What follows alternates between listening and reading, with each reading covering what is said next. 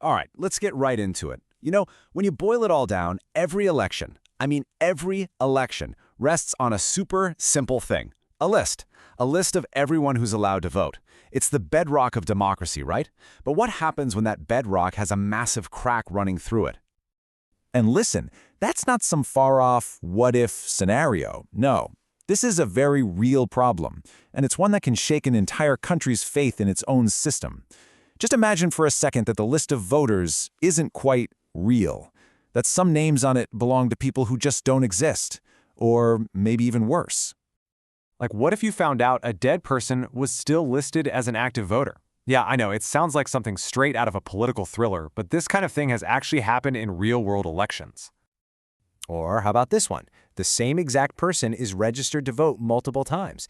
Maybe with a slightly different address or a simple typo in their name. But think about it. Each one of those entries is a potential vote that just shouldn't be there.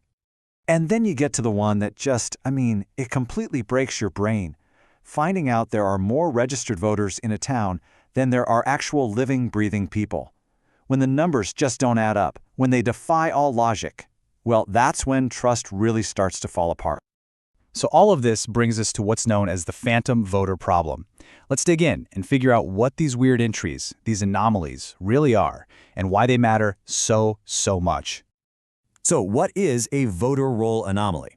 It's really just a fancy way of saying there's a mistake or some kind of weird entry on that official list of voters.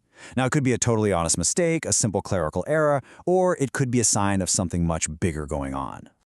And these anomalies, they tend to fall into a few common buckets. You've got your ghost voters, people who've moved away or even passed on, but their name is still on the list. Then there are simple duplicates and ineligible entries like minors or non-citizens. And of course, you've just got plain old data errors like a wrong address or birthday. The thing is, each one of these opens up a little crack in the system. Okay, so to see how this plays out in the real world, let's look at our first case study. We're heading to Argentina, where some serious doubts started popping up right on the border. Our story starts right here, in a small town called La Quiaca, right on the border with Bolivia. Back in 2021, during local elections, some watchdog groups started waving red flags about what they were calling serious irregularities. And we're talking about exactly the things we just discussed: ghost voters, duplicate names, suddenly appearing in a real, high-stakes election. And here's where it gets tricky. The official line was, hey, these errors are just from outdated data. A simple clerical problem. But as the officials themselves admitted, the fact that it was all happening in super tight races, that raised some serious alarms. Because when an election is close, even just the idea that something might be wrong can be incredibly damaging. And this wasn't just a problem in one little town. Nope. By 2023, a nationwide check in Argentina found this number: 13,000. 13,000 duplicate registrations across the entire country. All of a sudden, a small town issue had exploded into a massive national problem. You better believe that discovery was a huge wake-up call. It triggered calls from all over for better, more consistent data cleanup, and, this is key, it led to demands for independent audits to actually verify the lists before people started voting.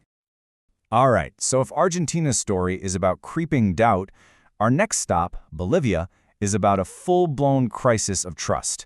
Let's see how things escalated. The 2019 election in Bolivia was a massive flashpoint. It led to widespread protests, civil unrest, a huge political upheaval. And one of the biggest things fueling that fire, you guessed it, deep, systemic problems found in the voter rolls. And this chart right here shows you the heart of the issue. In some polling places, the number of people registered to vote was actually higher than the official census data for the entire adult population in that area. How is that even possible? The short answer, it's not. And a statistical impossibility like that, it was devastating. It absolutely shattered public trust in the entire election. If you can't even believe the lists are real, how on earth can you believe the results they produce? So, you see, these aren't just a couple of isolated stories. They reveal a pattern, a kind of democratic domino effect. And it shows why this seemingly boring technical issue matters to every single one of us, no matter where we live. It all starts with faulty voter rolls. Small, maybe even innocent-looking errors start to pile up. That leads to the next domino, eroded trust. The public and political parties start suspecting that something shady is going on. That suspicion then creates intense political tension, turning elections into all-out battles. And finally, the last domino falls, you get outcomes that people see as illegitimate, results that get questioned or just flat-out rejected. It all starts with that first domino, the list.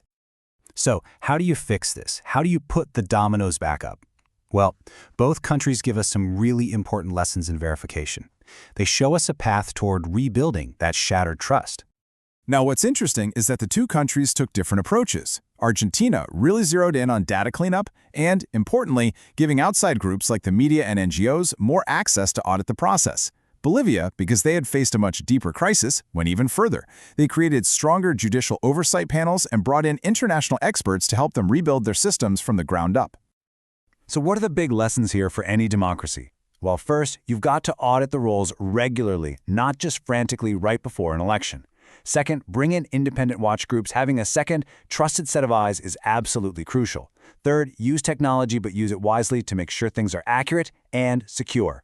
And finally, maybe the biggest one of all, prioritize transparency. And this quote, man, it just nails it. It's not enough to trust elections. People must be able to verify them. See, trust is a feeling, right? But verification, that's a process. And in a healthy democracy, you can't have one without the other. You need both. Which kind of leaves us with one last big question to chew on. We talk all the time about how important it is to trust our institutions. But maybe, just maybe, the rules of the game have changed. In our digital age, where data can be messed with and bad information spreads like wildfire, is transparency, the actual ability for you and me to verify things for ourselves. Is that now more important than just having blind trust?